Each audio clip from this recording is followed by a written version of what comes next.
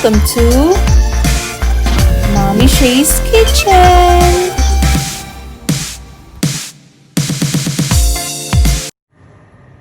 Magandang araw! Ngayon ay magluluto tayo ng igado.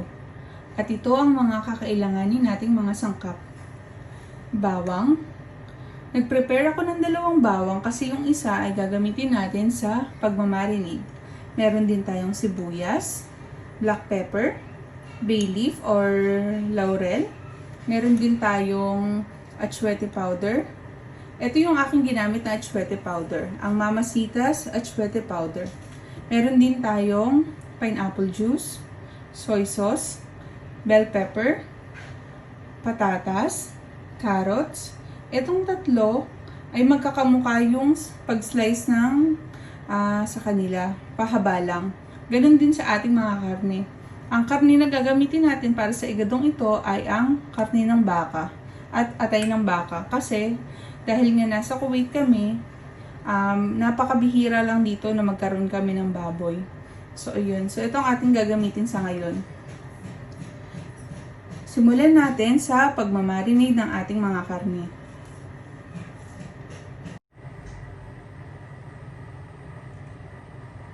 Ang unang step sa ating pagluluto ay ang pagmamarinade ng ating mga karne. Itong atay at itong karne ng baka, tig half kilo siya ng karne at ng atay. Sa bawat half kilo, mag-a-add tayo ngayon ng 1/4 cup ng soy sauce.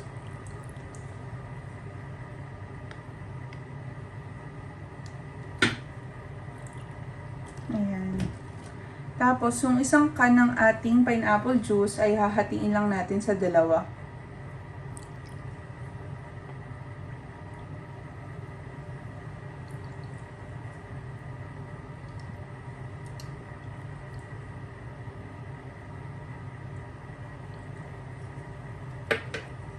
Ayan. So, bali may half cup ng pineapple juice ang bawat karne. Lalagyan din natin siya ng isang bay leaf. Yan, para malasa na siya sa marinade pa lang.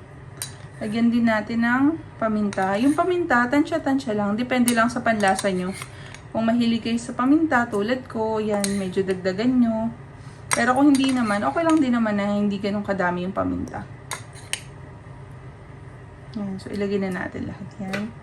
Yung natira nating bay leaf, gagamitin natin to sa pagigisa mamaya. Tapos, maglagay din tayo ng bawang.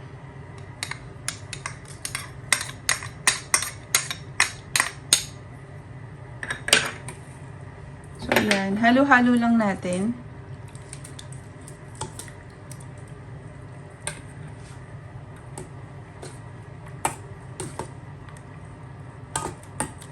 Kung mapapansin nyo, medyo masabaw yung ating marinade.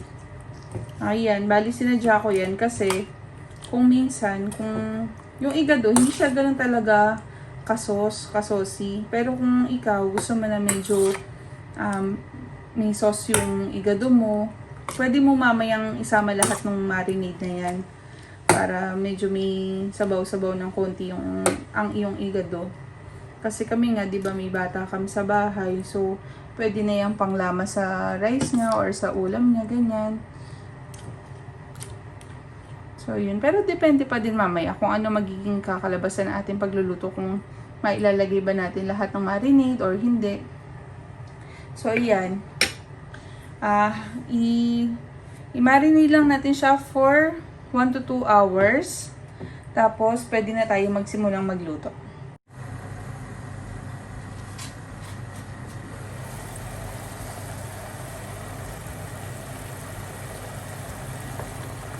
Bali yan, nagisa ko na pala yung bawang sibuyas.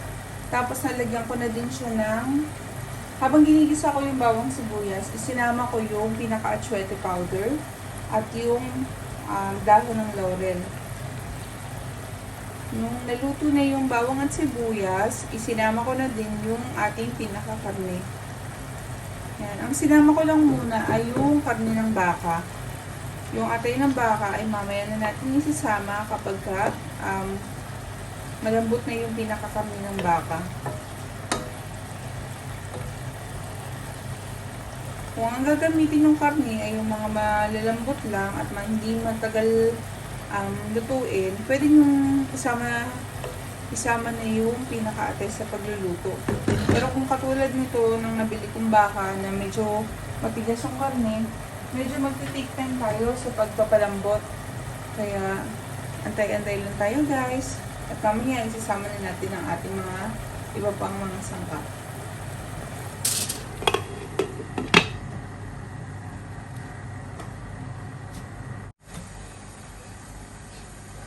Ayan guys, malambot na yung ating baka.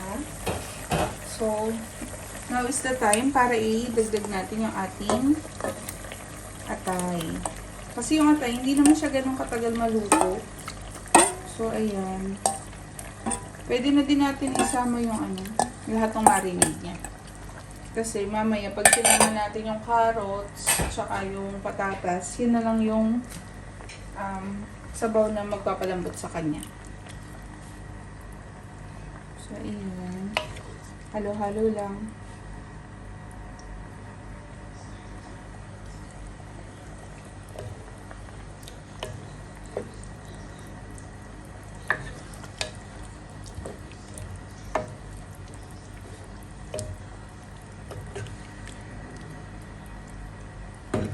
Antayin lang natin na medyo maluto yung ating atay. Tapos pwede na natin isama yung ating mga gulay. So, takpan muna ulit natin.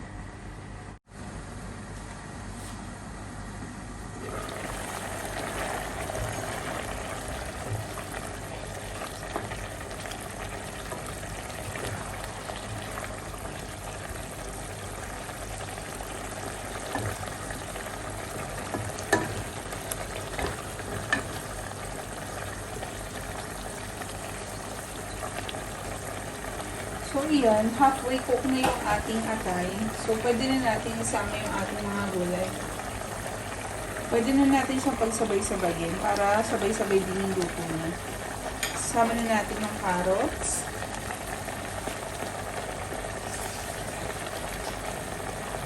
Ang ating patatas. At ang ating yung bell pepper, medyo maya-maya na lang konti. Pagka halfway cook na yung ating carrots at patatas, pwede na natin siyang isama. Tapos kanina, may natabi akong konting sabaw pa. Kasi pinakuluan ko ng medyo matagal yung ating baka. So, may natabi ako ng konti pang sabaw na pwede natin idagdag kung sakaling kukulangin pa yung ating pinakasabaw habang pinapalambutan yung ating mga gulay. So, ngayon, magdadagdag ako ng konti. So, ayan. I-cover lang ulit natin siya at antayin natin maluto yung ating gulay. Hindi ko muna minix yung gulay masyado. Hayaan ko muna yung steam yung magluto sa kanya. Kasi pag baka sa ilalim, yung iba sobra nang maluluto, yung iba naman medyo hilaw pa. So, antayin muna natin siya sa ibabaw muna na yung steam lang muna yung magluluto sa ating gulay.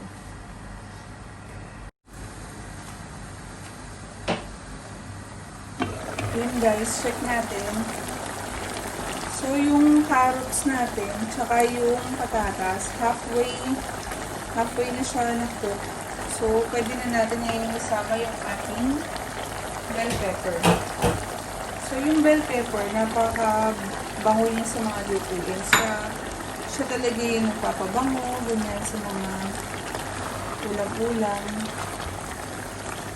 Kaya ako, pagka yung dish ay kailangan ng bell pepper, madami talaga yung nilalagay ko.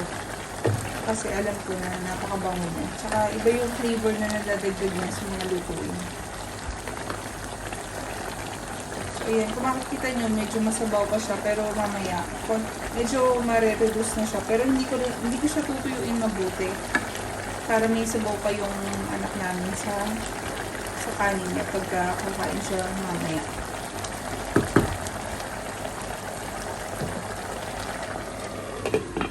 Tapos, Tapos, pwede nyo na din siyang tikman. Tapos, kung merong kulang sa panlasa nyo, tulad ng paminta, or konting alat, or konting tamis, pwede na kayong magdagdag ng mga kulang sa panlasa nyo.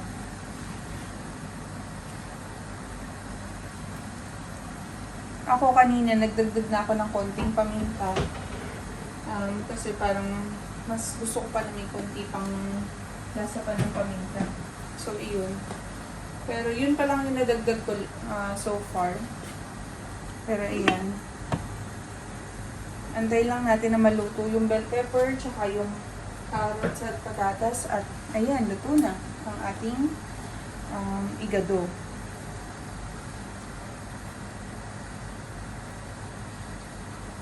Napakadali lang yan lutuin, lalo kung ang gamit nyo ay baboy. Kasi yung baboy, hindi siya ganun kasing katigas ng baka.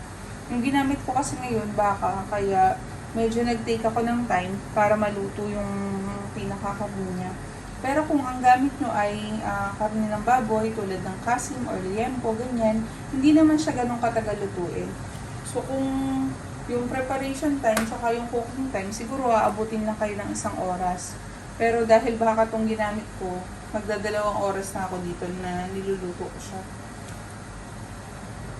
Pero okay lang, sulit pa din naman kasi napakalambot na ng karne. So, sulit ang pag-aantay. Tsaka dito kasi sa Kuwait, hindi naman ganun kamahal yung gas. So, okay lang na magpakulo ka ng matagal. Pero kung wala ka sa Pilipinas at baka yung or kung nasa Pilipinas ka at baka yung gagamitin mo at medyo matigas, kung meron kang pressure cooker, mas advisable na gamitin na after mong igisa yung karne sa bawang sibuyas at bay leaf, i-transfer mo siya sa pressure cooker para mas mabilis yung cooking time, para hindi ka masyadong mag-take ng time, makakasave ka pa sa gas. Pero dito kasi napakamura naman ng tangke ng gasol. Kung sa pera siguro natin, nasa 200 pesos lang siya, yung isang tangke. So, yun. Hindi kami masyadong gumagamit ng pressure cooker dito. Kasi iba pa rin yung flavor na makukuha mo pag matagal yung pinapakuluan yung karne kaysa pagka pinapressure cooker mo. Mas lumalabas yung flavor niya. O, tingnan nyo. Ngayon, konti na lang yung sabaw. So, hanggang mamaya, hanggang sa maluto ang ating mga gulay, mga ngalahati pa yung sabaw na yan. So, saktong-sakto lang. So, yan. Napakabango. Maamin nyo na yung bell pepper.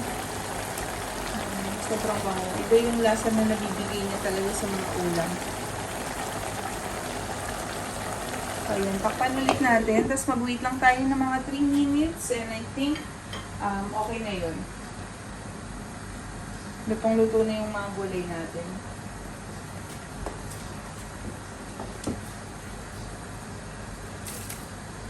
So, itong igado dish, dito ko na lang siya sa Kuwait natutunan kainin at lutuin. Sa Pilipinas, hindi ko siya masyadong, parang hindi ko siya na-encounter sa Pilipinas.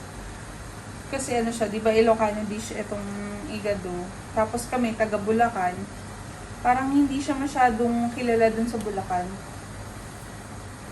So, yun. Dito sa Kuwait, dito ko lang siya natutunan lutuin. Tsaka, makain. First time ko siyang makain dito sa Pilipinas. Sa Kuwait. So, ayan. Check lang natin. At, final tikim. Tikman natin ang pinaka-sauce.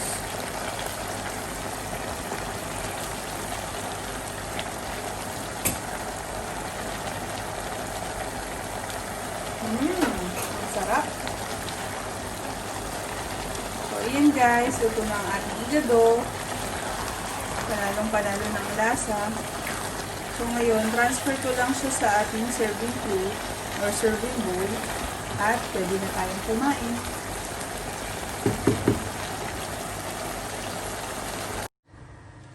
Hi guys! Ayan, luto na ang ating beef igado.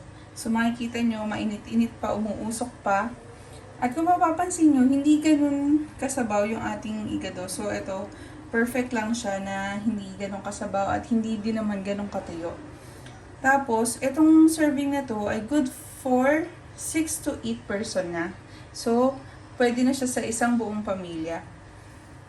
Tapos, kung nagustuhan nyo ang recipe ito, huwag nyo kalimutang subukan sa inyong mga bahay. At salamat sa inyong panonood at sa susunod ulit nating pagluluto. Kita-kits ulit tayo. Salamat! Bye-bye!